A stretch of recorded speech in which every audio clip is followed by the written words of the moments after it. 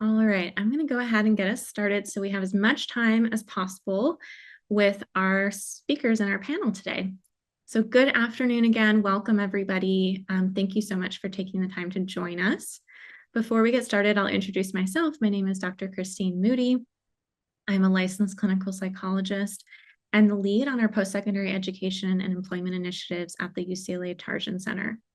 The UCLA Tarjan Center is a federally designated center for excellence in developmental disabilities and your host for today's webinar. This webinar is part of the Access Initiative, which stands for Advancing College Capacity for Equitable Student Success.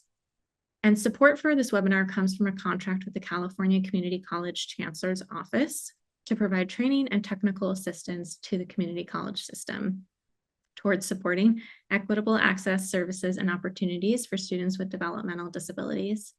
So with that said, the target audience of today's webinar is college staff, instructors, and administrators, but the content really may be of interest to other professionals, families, and especially to students themselves who may be interested in starting or joining one of these clubs focused on neurodiversity.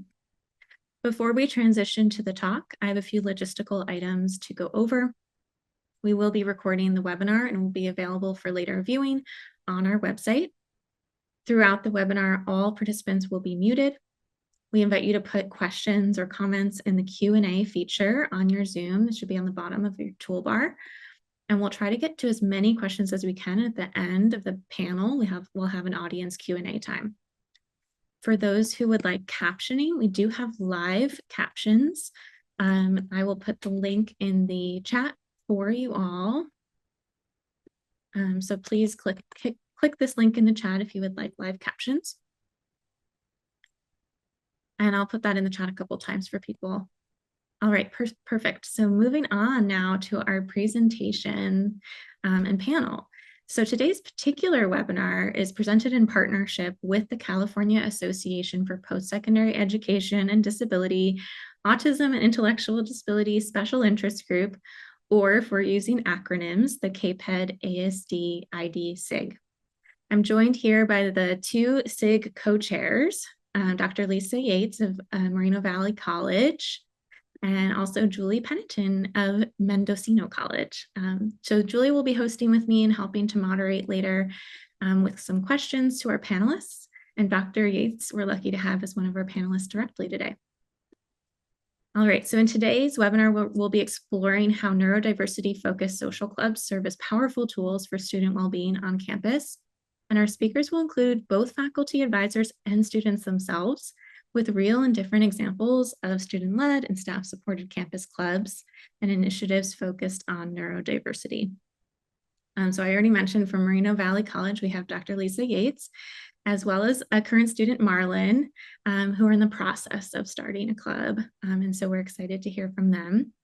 And then from Saddleback College, we have Dr. Mike Hoggett and Dr. Stacy Eldred, as well as students, Summer and Aaron. And they'll be speaking about two different neuro-inclusive clubs on campus, Super Friends and the Neurodiversity Union Club.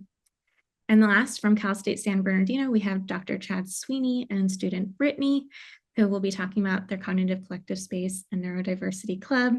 And thank you so much for being here, everybody. Our structure today will be presentations from each of these clubs, brief presentations, followed by a panel discussion. We have some prepared questions to ensure that you all walk away with some practical ideas for starting and sustaining these communities. Everything from how to start, how to recruit, types of events, ways to engage, and ways to practice universal design in these clubs too. And then we'll move into the audience Q&A, as I mentioned. So with that, I'll turn it over to Dr. Lisa Yates and Marlon, who will speak from the perspective of wanting to begin a club, what they see as the importance of these clubs and how they're moving forward. Thank you so much. Thank you. I'm going to share my screen.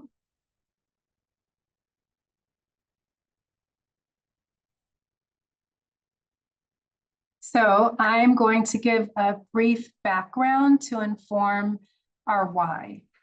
Some of this is common sense, but it might be helpful in having those conversations with administrators about how disability support clubs embrace diversity in all of its forms, and provide additional support for neurodivergent students. In 2017, the National Institutes of Health proposed some recommendations for leaders in higher education, recognizing that neurodivergent students need a different kind of support than what our current accommodation model provides, because accommodating vision, hearing, and information processing challenges may not support the unique needs of neurodivergent and autistic students. The NIH encourages the creation of on-campus disability cultural centers, and research shows that visibility is imperative to increasing normalcy. So more and more colleges and universities are creating cultural centers where students can be themselves and engage socially and find peer support. For neurodivergent students, the centers often provide sensory spaces for students to decompress and practice self-regulating techniques without being gawked at. And the NIH recommends disability empowerment clubs led by students with disabilities. Disability clubs encourage active participation, allowing students with disabilities to engage more fully and in campus life and contribute their unique perspectives. And these clubs often provide information and resources like on-campus disability support, scholarships, and off-campus support services, helping students navigate their educational journey. By fostering connections among students, these clubs help create a network of support where individuals can share experiences, advice, and develop friendships. So disability clubs play a crucial role in advocating for policies and practices as well, with input from disabled students, ensuring that all the voices of students are heard within the educational system. I'm going to leave you with this quote by Diane Richler. She's a Canadian champion of inclusive education. And she said, "Inclusion is not a strategy to help people fit into systems and structures that exist in our societies. It's about transforming those systems and structures to make it better for everyone." Disability clubs help to create inclusion and belonging for students who too often feel excluded from higher education's social systems. And by increasing visibility, we can transform those systems and structures. As we at Moreno Valley College are just starting our club, I look forward to hearing how the clubs represented here today have impacted institutional awareness and understanding about neurodiversity and autism specifically, but about disabilities in general. But before we hear from them, our Moreno Valley College student club leader, Marlon Cuevas, will discuss his motivation and some of the challenges he's been having as he's been trying to create our club. Hi everyone, so thank you, Dr. Yates, for that. My name is Marlon, and I'm a first-year student here at Moreno Valley College, a community college here in Moreno Valley, California. And I am a disabled student. I have autism, and I grew up in a low-income immigrant household. So, education, navigating that system has really been a challenge throughout my journey.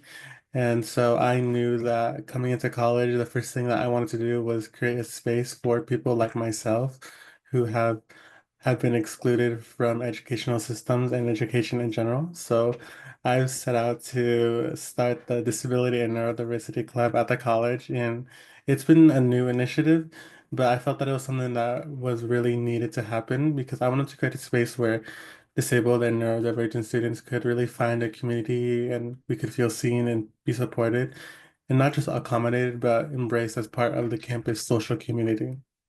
And from my experiences, building club has been sort of a journey. It's not really been an easy journey. Like from the beginning, we have had obstacles to overcome, and one of those big obstacles was visibility. like from the onset, a lot of students didn't know that a space like this could exist because throughout the history of like social scenes on campus, there hasn't really been a space for neurodivergent and disabled students. We've really had to felt like we had to fit into this box if we wanted to engage with social life.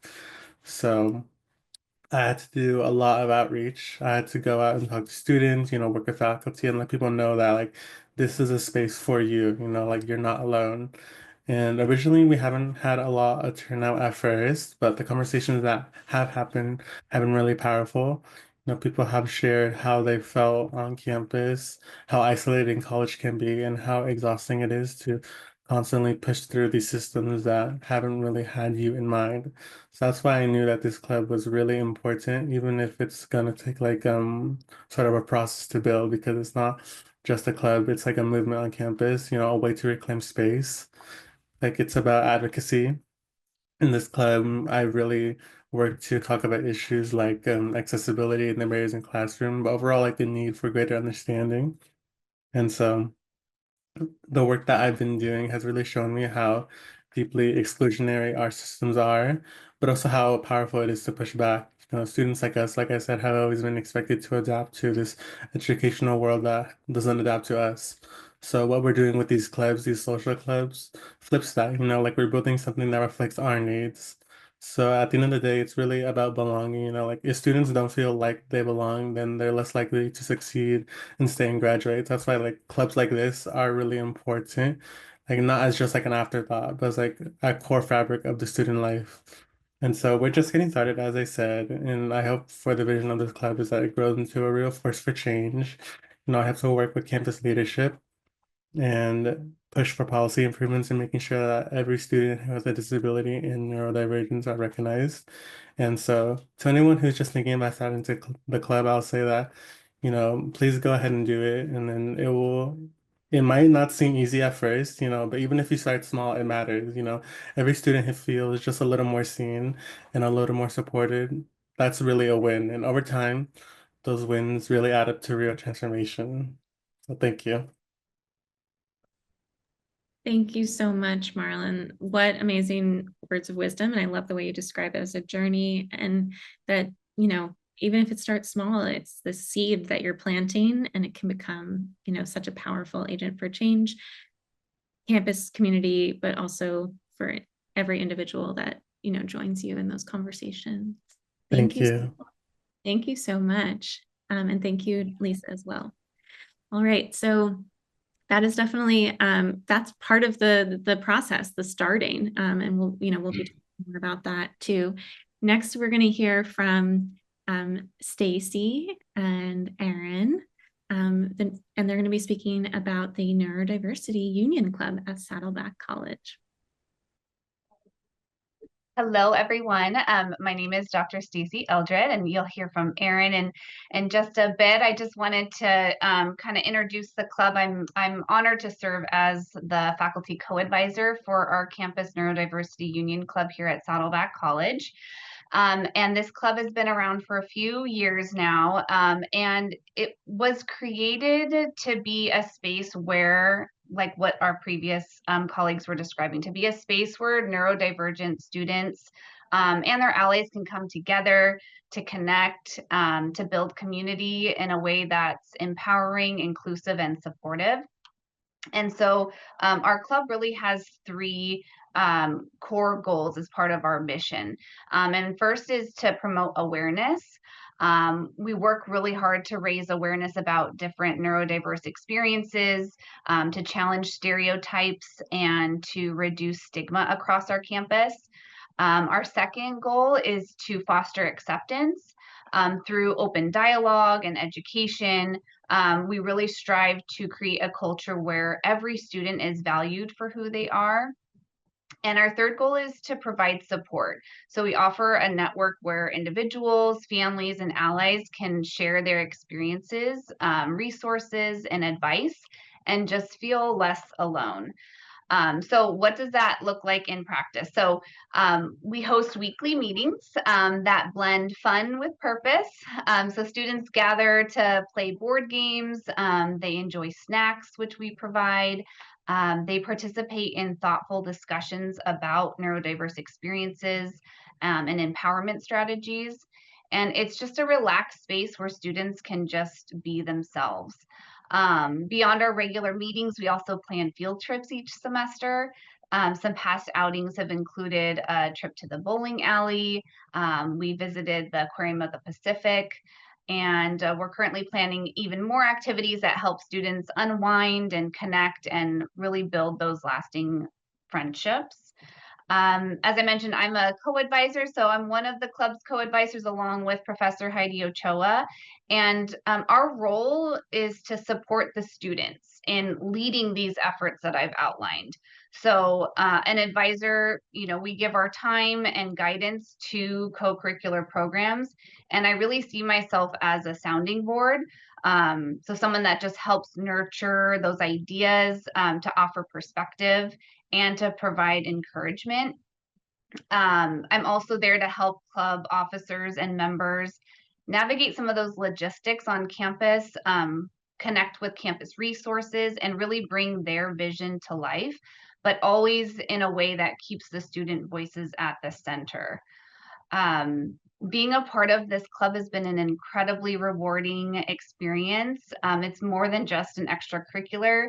It's really a community that's changing our campus culture for the better. And I feel very lucky to support students as they build a space where everyone can feel seen, supported, and empowered. And I want to bring and turn things over to our amazing, incredible club president, Erin Chickering.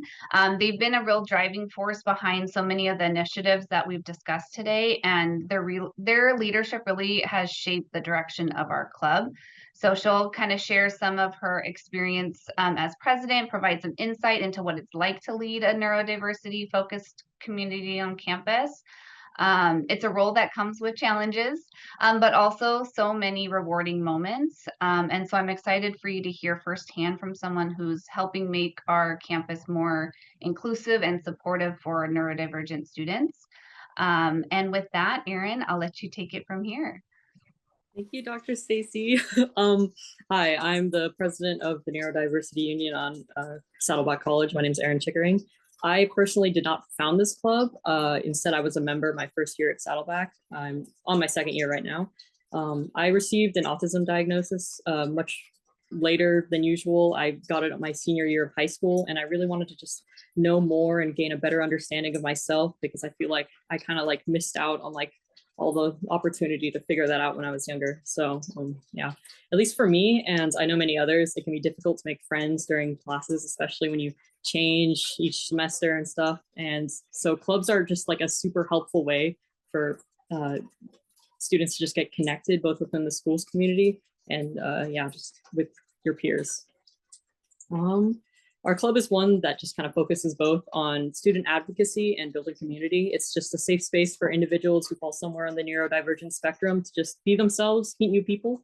It's primarily a social club, but we really try to be active in advocating for representation and acceptance on our campus. We also make an effort to keep others informed on like current issues relating to neurodiversity. In the past, we've hosted events such as student panels and silent protests. Additionally, we've drafted and sent letters to the school board discussing needs of disabled and neurodivergent students that perhaps aren't being met on campus. Yeah, and we've put on different types of events throughout the years on the social side and more on the serious side, as Dr. Stacy has said. We've done ice cream socials, movie presentations, open mic events, just swap events, and our semesterly field trips. At a typical meeting, we'll generally go over upcoming events happening on our campus, which is a really helpful way for students to figure out what's going on campus and what's happening. And afterwards, we often will play board games or other party games, which helps create a more casual and comfortable environment to just like interact with one another and have important discussions. We also have STEM and sensory toys available, coloring pages, snacks, all the fun stuff. Members often can bring their own games to also share or play with and such. Yeah, club, hang on. Sorry. My friends and my fellow club members are personally for me just a really great support system. We meet outside of class and often during office hours for certain classes, and it encourages us to like show up on time and be more active in our studying. And it's just a really great sense of motivation. My responsibilities as president generally include filling out club forms, sending out weekly announcements, take charge in writing agendas, and yeah, stepping into the role was admittedly really nerve-wracking at first, but having my officers and advisors help me just hold my hand throughout the entire process just made it so much easier. I'm really grateful for the opportunities and connections that I've been able to make by getting involved. And on a more personal level, I'm very fortunate to experience the community and friendships that this club has helped provide me with. It helped me connect with others who have similar experiences to me, which I often didn't really have growing up, sorry. And yeah. Amazing. Thank you both so much for sharing a little bit about the Neurodiversity Union and your experiences and what it's meant to you, Erin. I love hearing about the balance of, advocacy and also kind of community building and social opportunities. So now we're going to be hearing from another club, and that we're excited in this webinar to hear about different examples of how these clubs can look. So we'll be turning to Mike Hoggett and Summer Hoggett at Saddleback talking about the Super Friends Club. Dr. Mike Hoggett, and for the last 16 years, I've been the faculty advisor for the Saddleback College Super Friends. Saddleback College Super Friends is a club where we focus on belonging, connection, social opportunities typically for students with autism diagnoses, intellectual disabilities. For the last 2 years, my daughter has been in the club, so you'll hear her perspective. The club is largely we do social events monthly, opportunities to connect, to engage, and the events vary as far as participation. We have usually 2 big events a semester. We have a big Halloween dance, which can attract about 150 students. Many students who haven't been Saddleback students for years come back almost as though it were the homecoming event. And then we do an end of the year bonfire, which also gets well over 100 students. But then we'll also do events that have 8, 9, 10 students. So we try to mix it up. There's a lot of faculty direction where we try to empower students in choosing the activities, identifying what's important, where we want to take the club. We also do smaller meetings throughout the month to help plan and then to practice some of that logistical skills of organization. But the truth is, Super Friends has really become a place of connection and belonging for a lot of our community. And all in my time with just one example, because the truth is the 2 previous clubs have explained why these clubs are important. And I just want to illustrate how that comes to be. A few years ago, we had a young man who was active in a club. He was active in our non-credit courses, who tragically passed away at 20.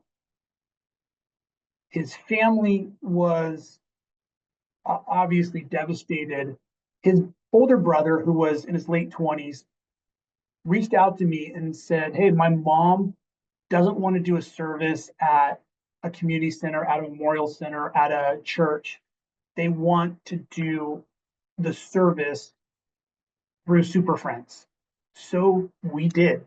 We put on a memorial service for about 200 to 300 community members in our gym. The college signed off on it because of who the club was, who the club is. And it just highlights the community nature of the club and the connectivity that we were able to do this and that students came out. And I'll highlight this because it was totally our club vibe. The young man who passed away was a big Marvel MCU kind of fan. And so the older brother and the mom asked students to dress in their favorite hero.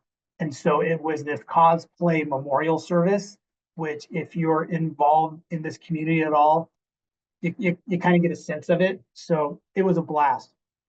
But really, I'd like you to hear from Summer, because the one thing I'll say about Summer, even since she was a little girl, she'd come to club events with me. So she's been around the club for a dozen years. But Super Friends Club, we do all sorts of events. Like that said, we do the Halloween party and the end of the year bonfire at Dana Point. what do you like about it?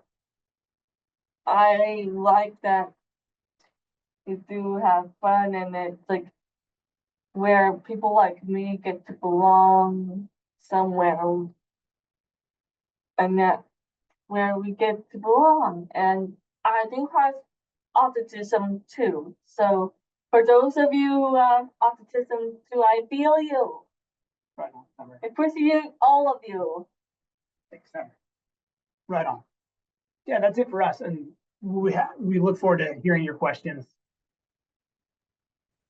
Thank you so much both for sharing about the Super Friends Club, and amazing kind of anecdote, and just so I can visualize the the celebration of life, at that hero dress up, the cosplay and memorial service. It's beautiful tribute, and really speaks to the connection that student had to this community built on campus. All right, amazing. So now we're going to hear from Dr. Chad Sweeney, as well as student Brittany, about the Cognitive Collective Space and Neurodiversity Club at Cal State San Bernardino. It's our turn. Oh my God. Thank you, everyone. These stories are inspirational. It's very exciting. So good to be here with Brittany Gomez Landeros, who's a real genius and good at everything she does. So we have a neurodiversity space and a club. And so I just want to talk about what matters to me is that you guys all do it, that you at your colleges do as much of this as possible. That's what matters. And reaching out to us is great. We can meet up with you. We can talk about it. We can get ideas. The students are fantastic. They would love to meet with your students and so forth. So I'm autistic myself, and I was diagnosed about 8 years ago, which is just wonderful to realize you're autistic and then to be diagnosed. It's like the best day, the absolute best day. And that's what it feels like to be in our neurodiversity space and in our club. It feels like belonging. It feels like being fully yourself, unmasked, no stigma. We come to the space, and all we have at this point is this one little office. But next year, they're moving us to a 1,000-square-foot suite in the library with a conference room, a big space, and I filed all these grants and this kitchen and everything. And so we're going to be able to do it. Exactly. We're going to be able to do it all. But it starts with just this one office. And this was only started last spring by Dr. Jess Naran, who's a hero in the disability neurodiversity space. This year, I'm the coordinator of the space. And so we have students around the clock as interns in the space. And all we have is this small room with bean bags, hanging chairs, dark flickering blue light, rain sounds. We're trying to create a neuro-safe, neuro-supportive zone. And so people can come in and recover, come in and find refuge and comfort sensorially. And first of all, for me, it's nearly impossible to survive the day with my senses unless I go to my office, get in the dark, and I just sort of rock and moan between classes. Students don't have a place to do that, but the neurodiversity space is. It's a place to recover. So some people come in and just collapse. And we are very sensitive at recognizing the kind of mood people come with. Are they collapsing? Are they not wanting to be looked at? Or are they ready for conversation and welcome? And we do all these programming. So we have this really nice space with lots of different places to be. We have a heavy blanket. We have fidget toys. We have lots of things to make us feel comfy. We have snacks. And then we have activities. So around the week, students are doing activities in the neurodiversity space where we can do side-by-side play, or we can do We can do study buddies. We can do games. We can do bracelet making. One of the new things I'm recommending is that we do hair, nails, and accessories day, because I think, and they're really excited about that. And so we do these events that give people another way to be around each other and be together. And one of the really wonderful events that we do is something Brittany does. So I wanted to, let's just hear what Brittany's experience is in the neurodiversity space. And I guess the one thing I'd say before I give it to her is that what I'm finding is students are fulfilled as themselves in this space. And it's practice at being destigmatized, unmasked myself. People happy stim. I'm happy stimming is a quote. And you don't see that outside of the space where we are expected to assimilate into normative behaviors, normative light, normative sound, normative speed of life, normative interactions. In our space, we understand moods, we understand meltdowns, we understand spirals, we understand freakouts. And we are accommodating and loving and belonging in that space. And so I also want to say real quick that neurodiversity includes, we have lots of wonderful autism. We also have lots of blends. It's the best, the blending is the best. We have lots of wonderful autism. We have wonderful ADHD. We have students with things like bipolar or OCD or borderline personality, and a lot of blends of these things. We have seizure disorders. We have anxiety disorders, PTSD. And a lot of times it's all of this. If you have autism, you're much more likely to have PTSD because you've been bullied. I was bullied so much. I've been beaten. I have so much PTSD. I'm so afraid of people, and I'm so ready for comfort and safety. And you wouldn't know that by looking at me, but we have a lot of blending of these various things. And so we learn in this space how to recognize, how to be sensitive to each other, how to love each other in a very friendly, accommodating, welcoming way. And so the interns learn this really well. The interns are almost all neurodivergent, and they're the best, of course, because they really get it. And we all learn how to verbalize, how to articulate, how to be political, how to recognize what we need, how to get one another, get our needs met. So this year, I'm also the faculty fellow for disability for the whole university.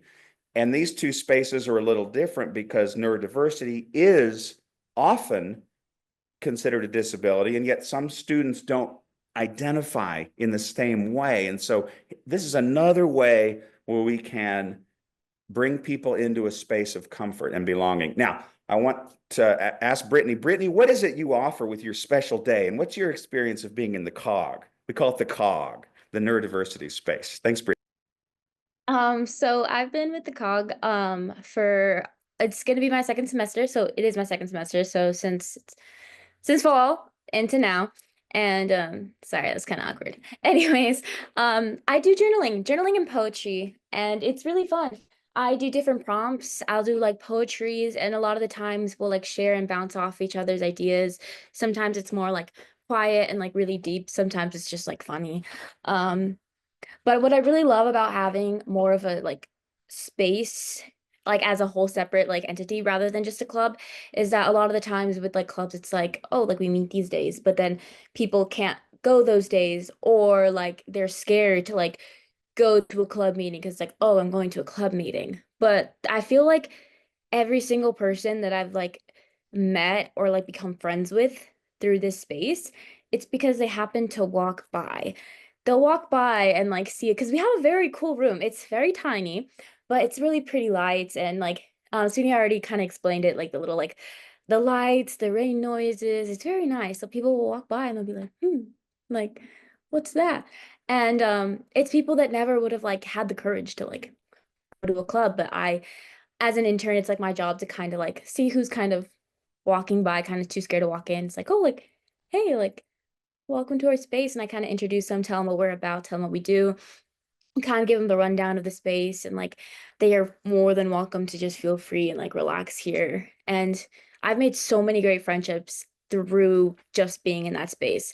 And so many people can say the same. And I've seen like all kinds of different people, and now I have like regulars. I call them my regulars, but they're just like people who like come and they'll do my workshops, or sometimes we like don't even do like the workshop. Like this past Monday, we didn't even do journaling because we were so like stressed out with like the end of the semester stuff. We started playing Purple Place. I don't know if you guys remember that or if anyone played that as a kid, but we did, and we just like all downloaded it randomly and we were just like playing it, and it was really therapeutic and nice.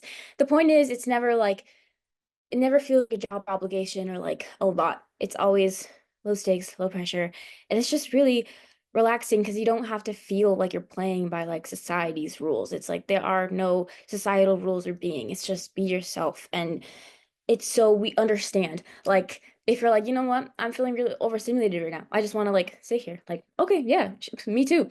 Or like you can give each other tips. Like, I was talking about like what I do when I have like my anxiety attacks, and then this girl was telling me that she uses warheads, and I was telling her I like get an ice cube, and we just like help each other through our things. And I was talking about how I was having a hard time in this class because I couldn't pay attention. And someone gave me like a fidget toy, said, bring this next time. Now I bring it every time. Like we just like help each other in this like space where it's like you can come by whenever, because we're open Monday through Friday, 9 to 5, different interns. So you'll meet so many different people, and we all host our different activities. We have meditation, we have sewing, we have journaling, we have creative writing, we have what else? We have like friendship bracelet making. We just have so many different things, and we switch it up, and it's just like there's all kinds of personalities. There's not like one to two people that are the same in our like group. Like everybody's different, and that's what's so beautiful, inspiring. And that's just the space itself, because then when we come to the club, that's a whole other thing. We actually have a club meeting today, which I'm super excited. But we meet, and it's kind of like a little family reunion, because a lot of times everybody has different schedules. Like I'm only like there on Mondays and Wednesdays, so I don't really know what it's like Tuesday, Thursday, Friday. So then I'll see like the Tuesday, Thursday, Friday people. It's like, oh my God, like, hey guys. And like, it's like a nice, happy little family of like people that it wasn't hard to meet, and you know, it didn't feel like, oh my God, it's so hard to make friends, because you're just there existing, and the friendships happen so organically and nice and easy, which is so comforting. I don't know. It's been a very beautiful and blessing and rewarding thing, you know? It's nice.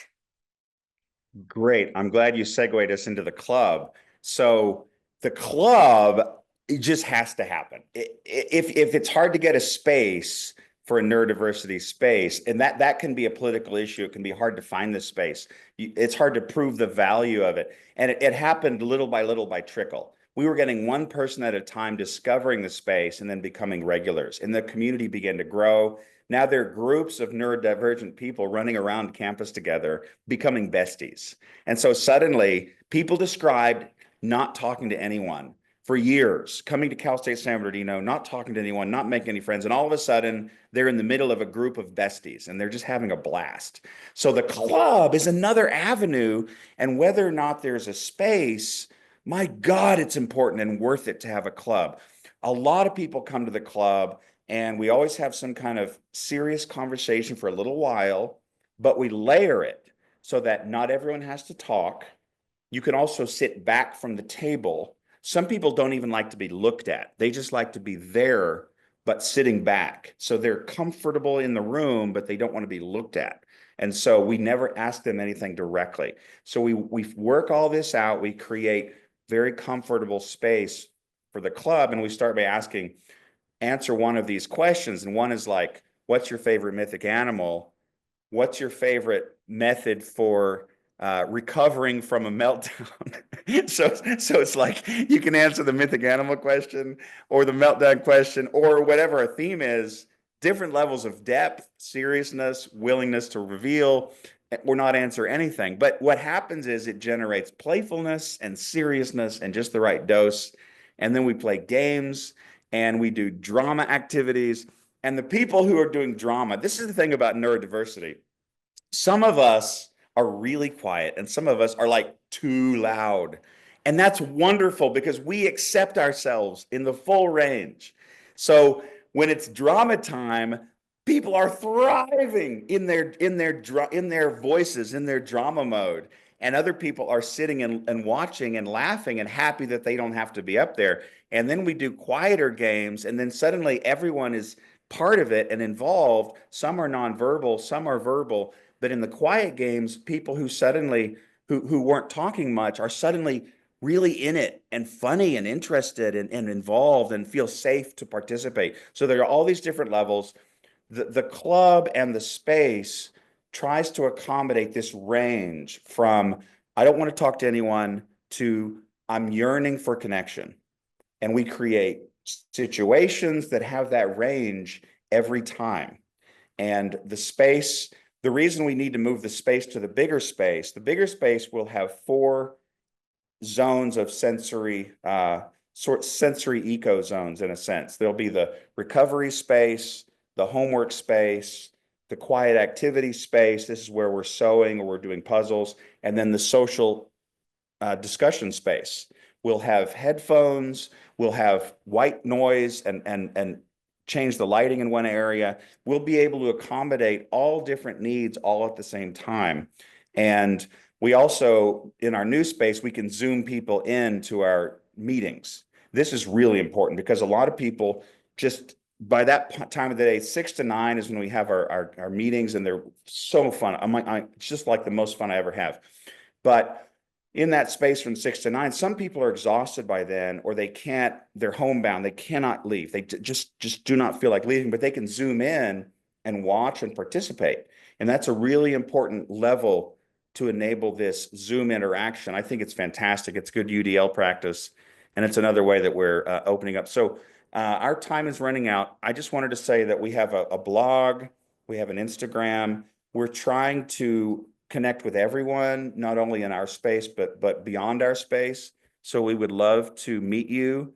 We would love to begin working together in some ways. And if anyone's interested in starting a club, our club people are absolutely fantastic. Brittany is the vice president, and she's so good at putting together a series of sequence of fantastic activities and then being one of the social go-betweens. Some people are super shy. Brittany's very good at connecting people and helping people feel at ease and catching the thread and carrying it. So we always have a combination of different levels of, I guess, social, I don't know what the word, social ability. I hate the word ability, but that helps some people, and we're all learning. And there's all this good peer mentorship that's going on. It happens largely accidentally or by its nature. We have 3-hour conversations about meltdown, spinning out, whatever your version of that sensory shutdown is. And then what do we do about it? How do we recognize it? How do we come out of it? How do we communicate it? We have these incredible conversations that are better than movies. And they arise out of the comfort and out of the intellectual curiosity that each person bears for one another. So I can't say enough about how wonderful all of this is. And let's go back to Christine. Thanks, everyone. Really appreciate you. Thanks, Brittany. Wonderful. Thank you. Appreciate it. Thank you both for sharing about the Cognitive Collective and the Neurodiversity Club at Cal State San Bernardino. So would love to have all of our panelists turn their camera on and join us for our Q&A here. We'll start by asking some broader kind of thematic questions, and then we'll get into our audience questions. So me and Julie will kind of be moderating this. My first question for you all, thinking about tips for a student or maybe a professional at a college that wants to start a club. They're feeling inspired after hearing all about these excellent examples and how powerful they are. What would be some tips for starting a club on campus and for, building some momentum, getting some members, and everything from admin support or, figuring out where to meet? Any thoughts? Well, yeah. I want to talk about how to build members. One really good thing to do is to connect with other existing clubs. The Board Games Club has 40 people meeting every time, and about half of those people are neurodivergent, and they're not coming to the SSD, which is our Students for Service with Disabilities necessarily, but they are neurodivergent and they're going to this board game club. So that's a good, we connect with those people. We went to the Queer and Trans Resource Center. A huge percentage of queer and trans people are also neurodivergent. It's a wonderful crossover. So that's a great place to go and get. Sometimes the QTRC, if there's a Queer and Trans Resource Center on campus, it's also the neurodiversity space by its nature. And so you can reach out to these other groups and just little by little start to pull people in, and don't expect a flood right away. Care and tender and relationship, one person at a time, and it builds, and then it has a lot of momentum. That's what I'd say. I love that idea of kind of, connecting with other groups or even co-hosting kind of events. I see Dr. Hoggett and Summer also have their hand up. Yeah, I just want to echo what Chad said. About 10 years ago, we connected with the Anime Club, which was like everyone's shaking their head, yes. So this was about 10 years ago, and there was just a huge crossover between the students who were in our club and the students who every Friday they were getting together watching. Every Friday they were in some classroom watching anime. So there was a big crossover. So I think that's important. And then for us, as far as like building momentum, it does ebb and flow. And so sometimes you have to be patient through those lean times. But I think there's also a consistency of predictability of, we didn't get a lot of students show up to this event. That's okay. And part of like the universal aspect of it is this might not have been the right event. And so we're going to try something else. We're going to listen to the students. And so it's not so much that at first you don't succeed type thing, but there's a lot of different ways to connect. And there's no one way that I have to do it. And if that way didn't work out, then we're done. So I think there's a lot of ways to connect, but I really want to echo what Chad said about existing structures on campus that you can tap into, because they've done a lot of the work for you. Any other thoughts on starting a club, tips for that? Yeah, Lisa.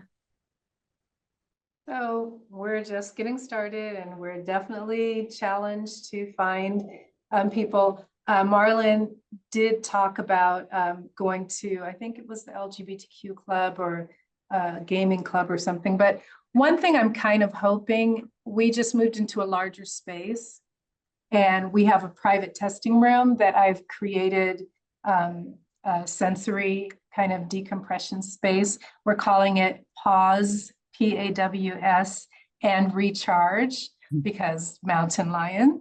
And so I'm hoping that once we kind of roll that out, we're going to introduce it first to neurodivergent students, particularly autistic students and neurodivergent students. And then hoping that maybe as some of those students start to come, we can kind of say, hey, and by the way, we have this club. So I'll let you know if it's a tip that actually worked. Thanks. And yeah, Marlon, did you want to add? And then we'll go to our next question. Yeah, sure. So just to add on to what Dr. Yates said, yes, we will be having a collab with the GSA Club, because as Dr. Sweeney said, that there is a large overlap between the LGBTQI plus community and the neurodivergent communities. So really capitalize on those like existing communities. Especially it's important to like collab to make it known that like there's benefit in recognizing that identity in yourself, because some people may not identify as neurodivergent even though they have those traits. So doing these collaborations are very important to help people recognize that you can embrace both these identities. And also one more thing to add, that as we're starting, I've just been, as the president, I think that one-on-one conversations are meaningful. Like as neurodivergent students, I think that we naturally connect with other neurodivergent students. Like we know each other, just like an unspoken connection. So just if you know, one of your friends or someone you talk to may be interested, just talk to them about that, because it's really about building that grassroots connection. Because when you're just starting out, just having, meaningful connections is really important to have your club actually be meaningful to the community. So thank you. Thank you all so much. I'm going to jump in here with the next question. And this one's near and dear to my heart. I am a big proponent, and in fact, I'm a licensed marriage and family therapist. So everything I think about is focused on mental health. And so I'd really like to hear directly. I've heard all kinds of wonderful hints and tips as you guys have been talking, but I'd love to hear your perspective on the benefits of mental health for these clubs have for a student population. Brittany, go ahead. Okay. So I graduated high school in 2020, and then I went to Cal State Long Beach for a year, but it was in 2020, so it was online. So I had absolutely no social anything at all. So I completely like burnt out, like mental health so bad. I dropped out of college. Like I was like a straight A student like my entire life. I dropped out of college because of my mental health, because I dropped out because I had no social anything to give me any kind of motivation.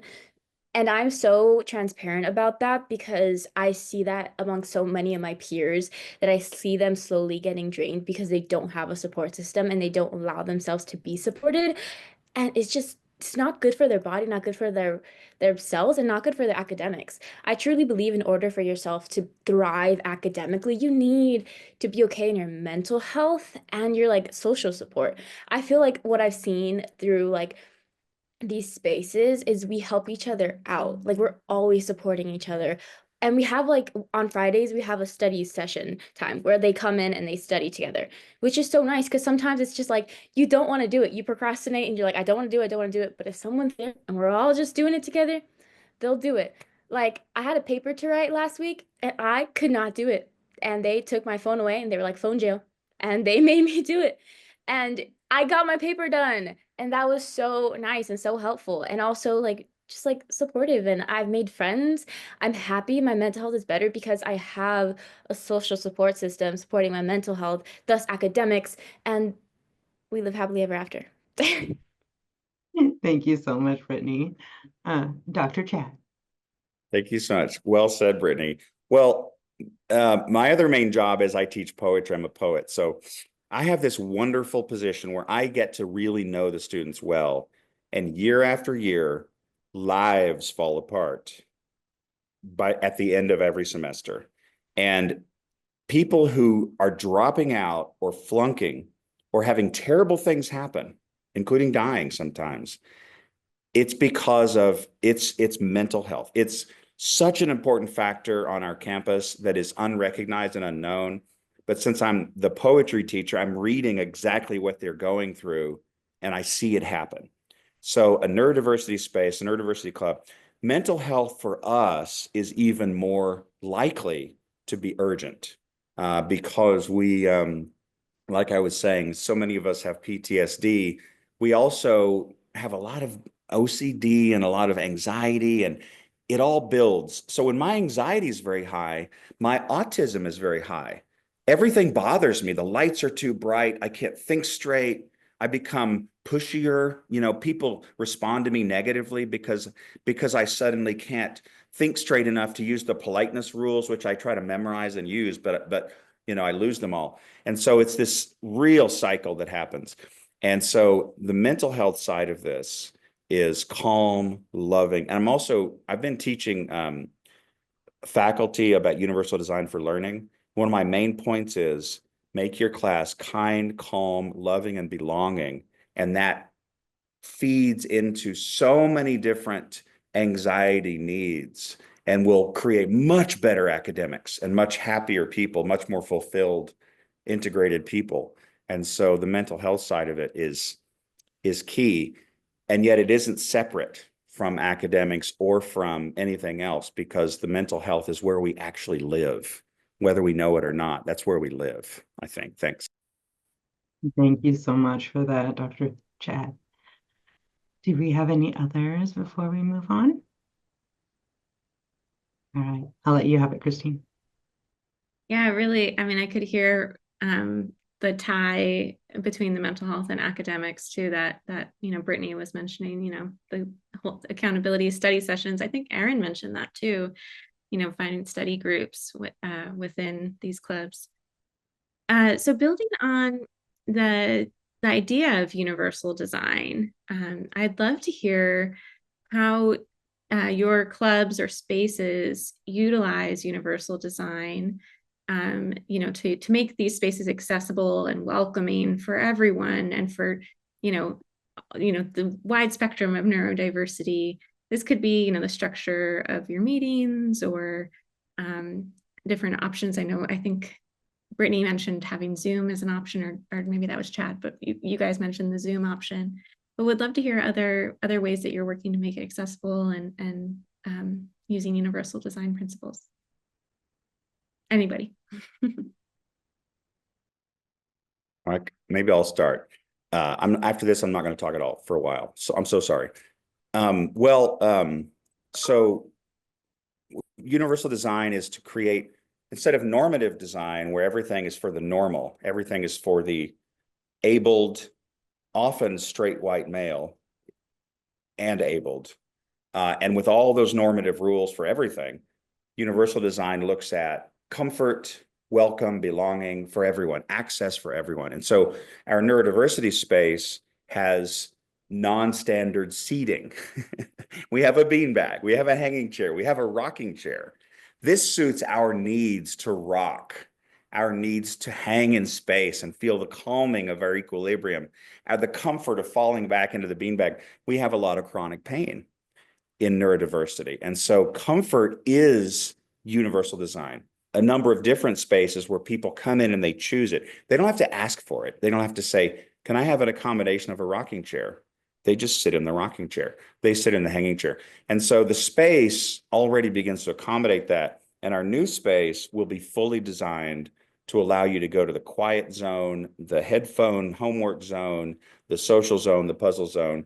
And that means the mood you're in, if it's a non-normative mood, you will not be expected to be politely cooperative. And so our clubs work that way too. You can sit out from the table, you can sit at the table, you can answer questions, you can not answer questions. We have ways where you don't even have to say pass. You don't have to say the word pass. You just make a sign. And so we learn to reduce anxieties as the normal. And so we make normal, the normal is a diversity of neurologies, instead of the normal being some normative and people have to say, excuse me, I don't want to do this. They have to get an accommodation because the normative is the dominant. In our mode, the universal is neurodiversity. So we bring every space that way. Now we're doing like neurodiversity walkthroughs of the library. We're looking at other spaces, thinking about how to neurodiversify spaces. And it sort of starts with our zones that we can control, but then little by little, we expand outward and find other ways of accommodating a wide range of neurologies, sensory neurologies, politeness neurologies, all of that. So some of us are too loud, some of us are too quiet. It's one of the things I've said. So people come over from down the hall and they'll get mad at us on occasion, and they'll bring normativity to the space. They'll say, nah, nah, nah, nah.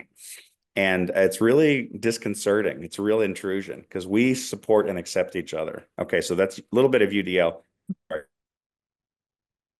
Something we picked up from like we were saying earlier about like collabing with like different clubs on campus. We had a neuroqueer event with the collab with the LGBT center on campus. And it was like I think it was like one of our biggest events. Like it was a great turnout, and I met like a lot of new people, and it was really fun.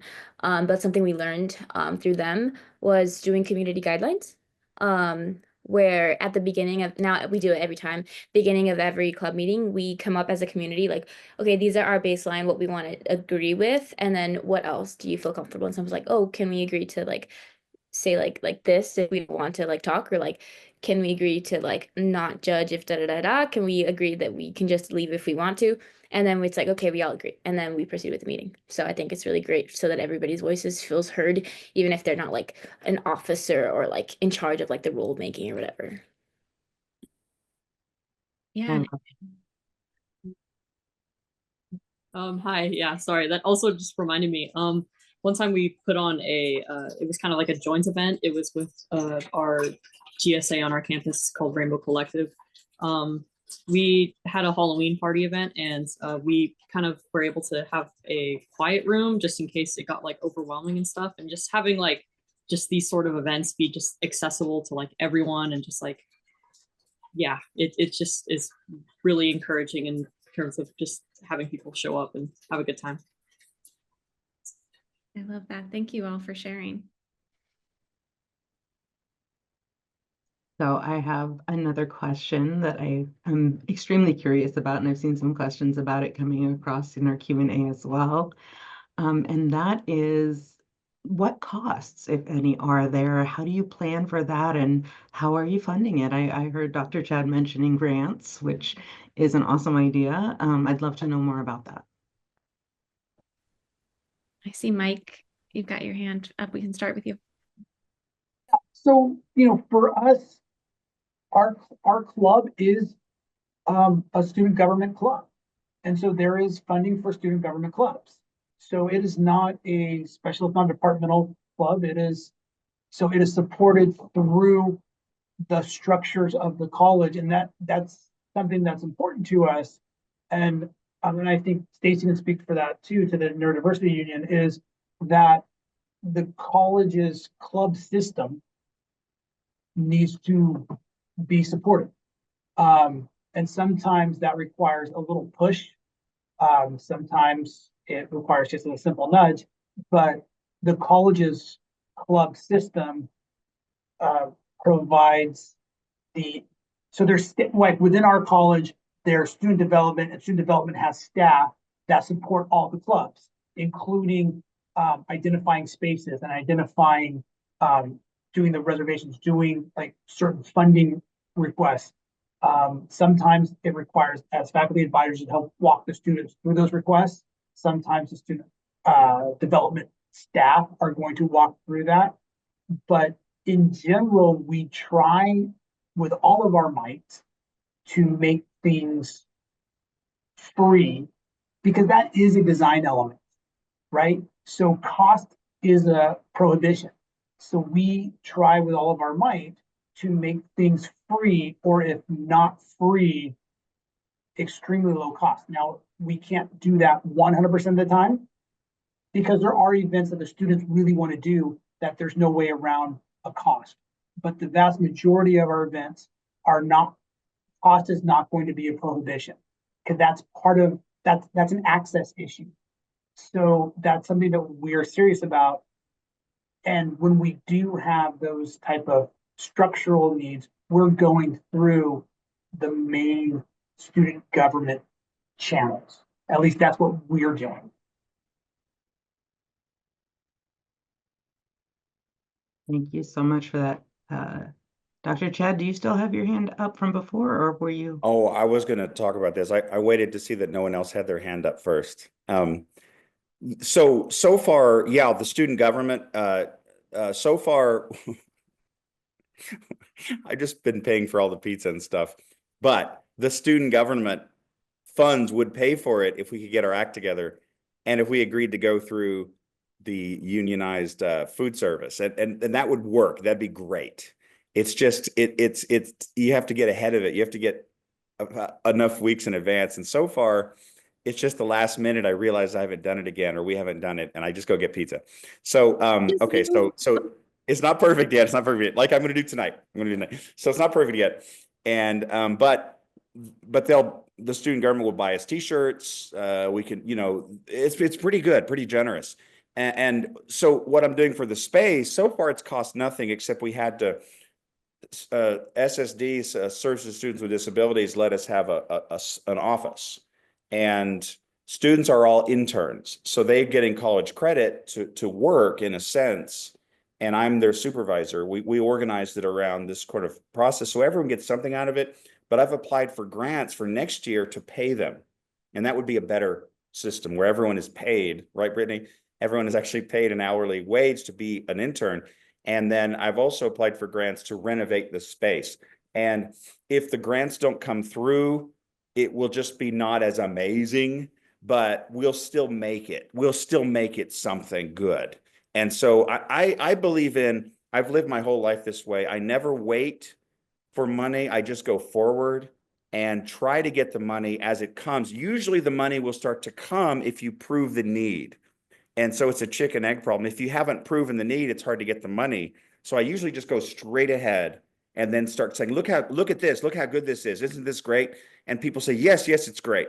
And so it's sort of like throwing a pass to yourself and then running ahead and trying to catch it. And that's where we've been, just hurling ourselves forward. But the students have been so good that the events have been getting some interest, and a lot of people have seen the value. And so the proof is sort of there, and then the funding can start to come. So I have this theory of just do it. Is that like a Nike thing? I'm not trying to promote Nike. Just do it, start pushing ahead and find the money as you go. And usually it will start to come, but you do have to get savvy. That's where you make a lot of friendships and partnerships along the way, really help everyone else, be a part of the community as much as you can. And then those alliances start to form, and the money is there. It's sort of like there are different ways where the money is there hiding behind the trees. But as Dr. Michael said, the club system, usually for most of our colleges, I think would be sufficient to all of our needs. It's really not a problem. Thanks. Thank you so much for that. Lisa. I don't have anything to contribute. I actually have a question. So Chad, you're describing an evening club.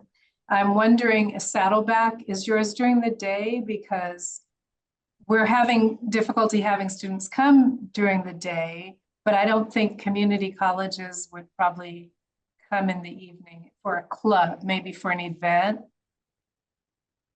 So for Super Friends, we do meetings, which is with sparsely attended, once or twice a month during the day, midday.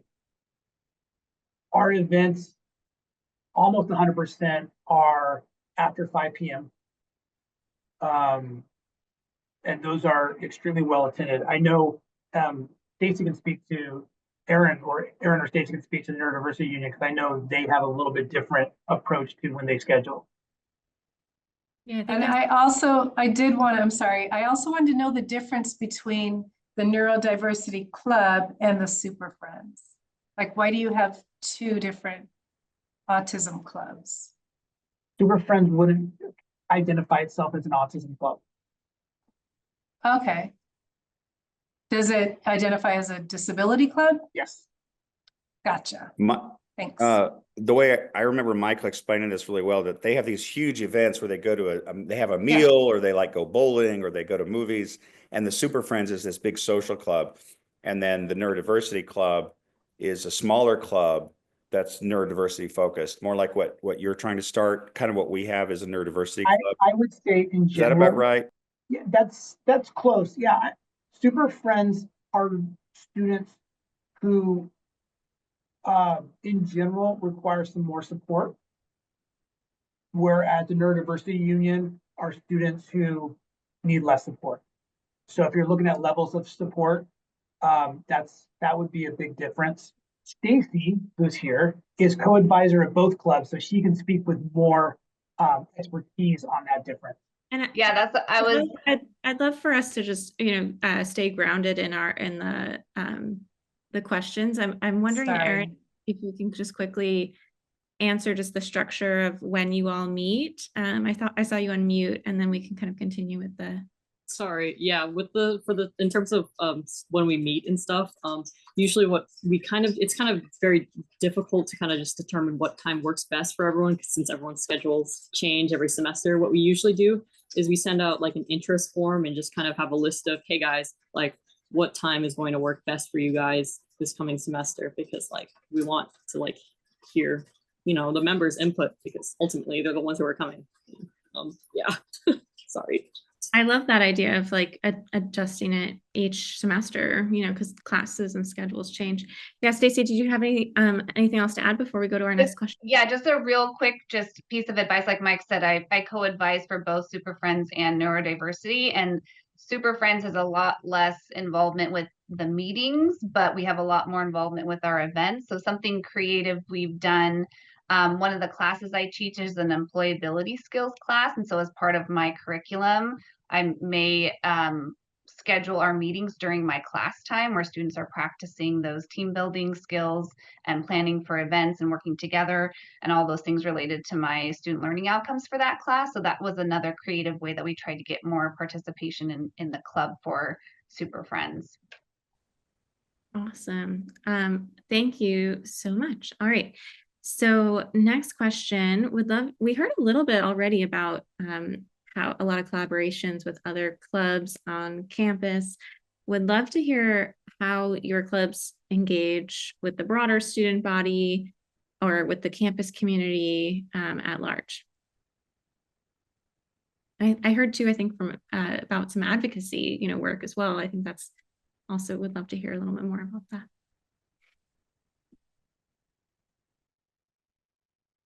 I say just post everywhere you can. I dorm here at Cal State San Bernardino, so I posted in my building group chats because they're here all the time. Well, theoretically. So it's like no matter like when the club meetings are, they can always like come, or like they know the events we have at this many times, and then they can bring a friend and the people who dorm here, and it's like everybody who dorms on campus.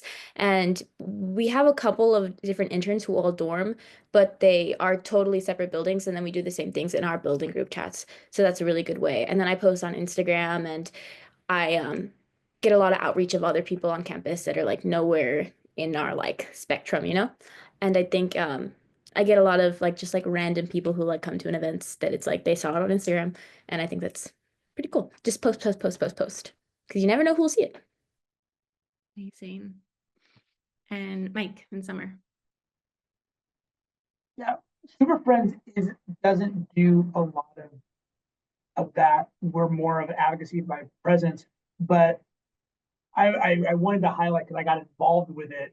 An example the Neurodiversity Union at Saddleback did was it, I want to say it was 2 years ago, when the college, One Book, One College was Temple Grandin, her book, and the Neurodiversity Union really used their voice to kind of speak to administration, to try to educate and inform the college staff. And we ended up, Stacy, myself, the Neurodiversity Union put on I'll say it was like a luncheon or like a kind of a talk where there was, shared dialogue, and the students' perspectives were highlighted, and they were able to voice and kind of speak into that. I don't know, Aaron, if you were around at that time, but that's just a real concrete example of the way the Neurodiversity Union has used their voice to kind of speak into the structures and kind of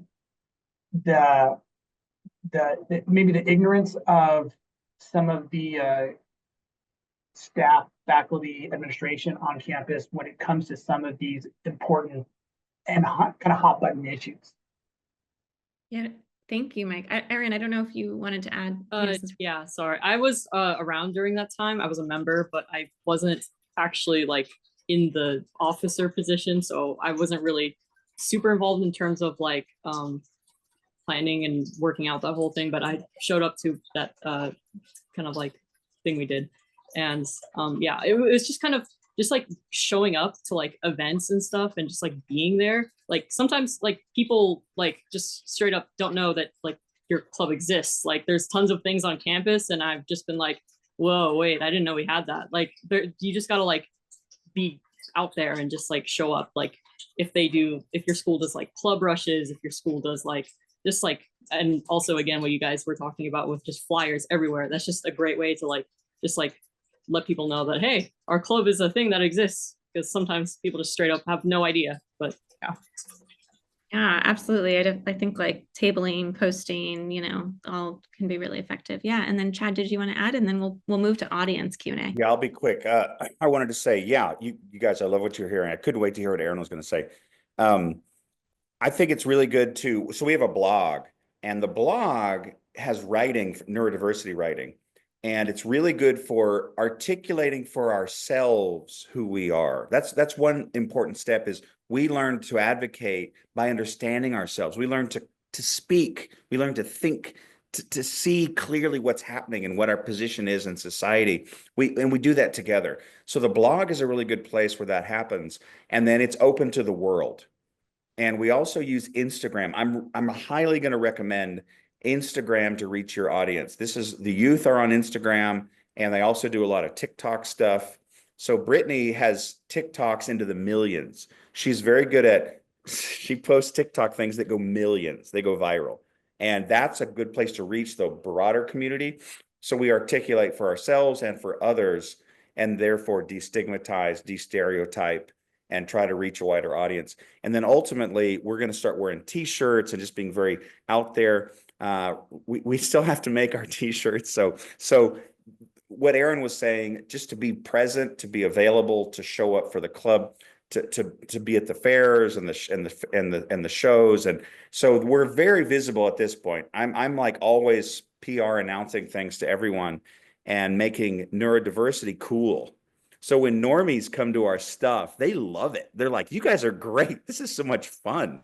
They love hanging out with us. So a really good neurodiversity club would include neurotypicals too.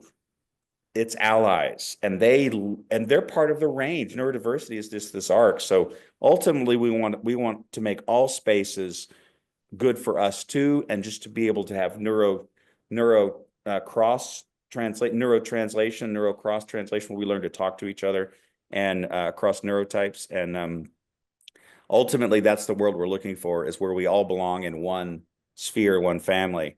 But we do it sort of by creating a safe space and then inviting people in who are willing to come. And so far, they love it. So it's like we're the cool kids in town, I think. I mean, to me, it's the most fun ever. I absolutely love our events at our meetings. But when other people seem to come in, they seem to really like it too. Okay. Amazing. Thank you all so much for your insights and time. We're going to move to audience Q&A, but before I do that, just a couple of logistical things. I'm going to put in a link in the chat to a really fast survey. This is an evaluation survey about the webinar. We really appreciate if you're here to fill it out. It should take no more than a couple minutes to do. And so it helps provide feedback for us to improve these webinars in the future, also helps us to be able to do these webinars in the future. So if you value this type of event, please give us some feedback and click that link. It should take just a couple minutes. So in terms of Q&A, we're seeing some requests in the chat, for Instagram, social media, website links for clubs, or just, campus name, campus club. So if everyone represented can go ahead and put in the chat. I think Dr. Chad Sweeney did that for the COG blog space. Awesome. But if Stacy, Mike, Lisa, if you guys want to put the names of the club, the campus, or if you have any websites, that'd be great too. All right. So a couple of questions I've seen a couple of questions related to how to get administrative support for these clubs, or build kind of administrative support for these clubs and spaces. I'd love to hear thoughts on this.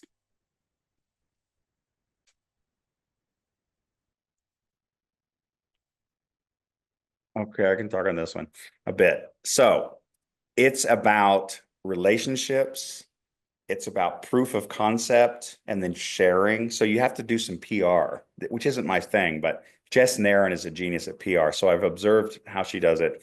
And you do the things, you share that you're doing the things, you tell people you did the things, take photos if you can, ask the students if you can show the photo, and then send to admin. Continually communicate with admin and start to gain buy-in. And it's important that they see a part of themselves in it. It's good for them if it makes them look good. So good programs really should make the whole university look good and make the administrators look good too. So I'm always doing this sort of PR stuff and then trying to make it as easy as possible on them. I'll do the legwork. I'll figure out some schematics. I'll do all the hard work ahead of time and then present an idea. And then have to be very willing to accept a no. So when people say no, I listen carefully and think about it and find a way maybe later to reimagine the whole concept. So that's some strategy talk. I've also seen a couple of questions in the Q&A too about navigating names and the name of the club. And so how can we be as inclusive as possible, you know, while reaching out to those who maybe do not identify as disabled or do not identify as neurodivergent. So would love to hear our thoughts on that.